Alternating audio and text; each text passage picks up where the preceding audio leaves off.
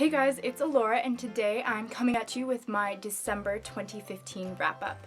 The first book that I read in December was actually an audiobook, so I don't have the physical copy here, and that is Winter by Marissa Meyer. I listened to probably the first 3/4 of it at the end of November because I got it when it first came out, and then I finished it up at the beginning of December, so I get to talk about it this month. If you are not aware, Winter is the 4th book in the Lunar Chronicles series, which is a sci-fi fairy tale retelling series. Personally, I found the first 2 books to be a little bit simplistic, but by Winter the books have become much more complex and have interwoven all of these different storylines and fairy tales into one story, and it was fantastic. I don't want to give any spoilers away, but I will just personally say that I enjoyed the ending, that I thought that she did a great job wrapping everything up. The next book that I finished was also an audiobook, and that is Shadow and Bone by Leigh Bardugo, which is the first book in the Grisha series. Now, I had read this book before, but it had been a couple of years, and I have the 2nd and 3rd books on my bookshelf waiting to be read, and I couldn't really remember the story very much. So I decided to reread it in audiobook form. I would say that I enjoyed it, but I didn't love it. This is a YA fantasy book that is based in a Russian type world.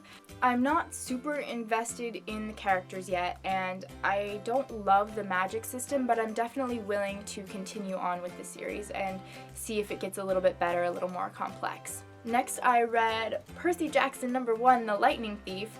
I know it's crazy that I haven't read it, and I was actually the perfect age to read it when it came out because this came out 10 years ago, and so I was actually middle grade at that point. I should have read it, but I never did, even though all of my friends did, and I loved reading. I don't know what was wrong with me, but I read it now. I enjoyed it. I know a lot of people really love these books, but I didn't love it. I enjoyed it well enough. I'm not really sure if I'm going to continue on or not. I feel like maybe I should. I love the Greek mythology that's woven in. I love learning about that, but I just wasn't really that interested in Percy's travels. But maybe that's just me, because I know that a lot of people really love them. So if you're interested in Greek mythology, this is really a great way to learn about it that's fun and accessible. Next, I read Where Things Come Back by John Corey Whaley. Now, I did love this book. This was a fantastic book. Basically, I don't want to spoil you on this book, so I don't really know exactly what to say about it.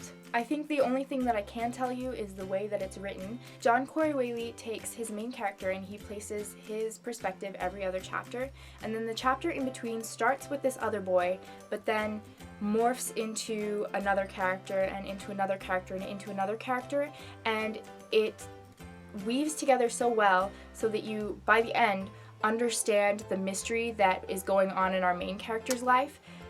I don't know how to compare it. What would you compare it to? Almost, I don't want to compare it to Room because it's not exactly like Room, but it has some similar themes. It's definitely worth picking up. It's really short, so it won't take you very long to read.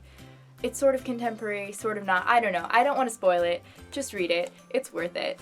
After that, I read Virginia Woolf's To the Lighthouse. I hadn't read any of her novels before. I'd read a lot of her short stories, and I love the way that she uses stream of consciousness narrative. For me, this is one of my favorite narrative styles, so to have a whole book of it was great. It did take me a long time to read. I feel like I was fighting myself the whole way. Even though the writing in stream of consciousness is flowy, I don't know, it felt like a classic to me. And sometimes classics are not fun to get through and you don't like them, and sometimes classics are hard to get through but you still adore them, and that's how I felt about this one. It's about the Ramsay family and really about interpersonal relationships. So if you are looking for a good classic to read, I would recommend Virginia Woolf because her writing is so undulating and pressing and really important to read. Next up, I went a little lighter with Seconds by Brian Lee O'Malley. This is the author of the Scott Pilgrim series. This is a graphic novel, but it's a pretty long one. It's not like a comic bind-up graphic novel, and I really enjoyed the artwork in it. It's almost manga, I was saying in that other video that I did my my Christmas book haul. There we go. Can't speak. Christmas book haul. This graphic novel is about a girl named Katie, or a young woman, who owns a restaurant called Seconds, and she's trying to start her own restaurant because her restaurant was not funded by her, so she doesn't have ultimate control. So she's decided on this building, but nothing's going through, nothing's happening. The project has stagnated, and so she's frustrated. In the middle of the night, she's visited by this house spirit who lives in her building and gives her a magical mushroom that she can eat in order to change past events. So she gets to write down what she wants to change, go to sleep, wake up, and the mistake that she made can be undone.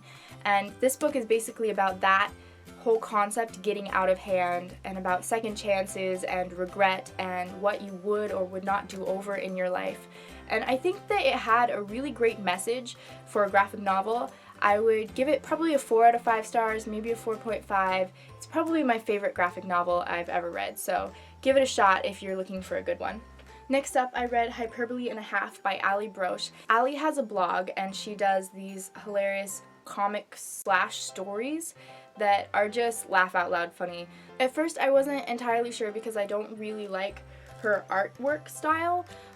It's really simplistic and kind of weird, but she is hilarious. Let me tell you, I was laughing out loud through probably a third to a half of these stories. They're short stories. They're all from her blog, or most of them are. So if you've read her blog, I don't know if there's new content in here or not, but I found a lot of them very funny, especially some of the ones concerning her dogs. So if you are looking for a good humor book, even if you're not really sure if you'll like it, give it a shot, because I wasn't sure if I would like it, and I really did end up enjoying it, so there's that. And the last book that I read in the month of December, so probably the last book of 2015, oh my goodness, was Uprooted by Naomi Novik.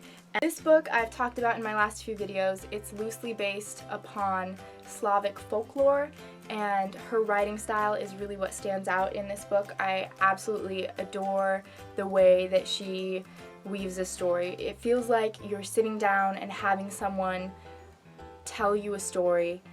It almost felt a little stream of consciousness, actually, now that I think about it. It just kept going and flowing and moving you along, and you were caught up in it and you couldn't get away, but you didn't want to because it was so good. And also, this book is a standalone fantasy, which is really impressive and very rare, so I would definitely recommend checking it out if you're interested in a standalone fantasy. Also, I don't know if you can tell, but this book has deckled edges, which is awesome. The front little blurb here, one-word blurb, says bewitching, and I would definitely agree with that.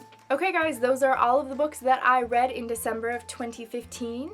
Thank you so much for watching, I really appreciate it. Make sure to check out some of my recent videos. I just did a best books of 2015 video and a Christmas book haul, so if those sound good, check them out. I'll link them in the description below. I hope that you all had a wonderful 2015, and I'm looking forward to seeing much more of you this upcoming year.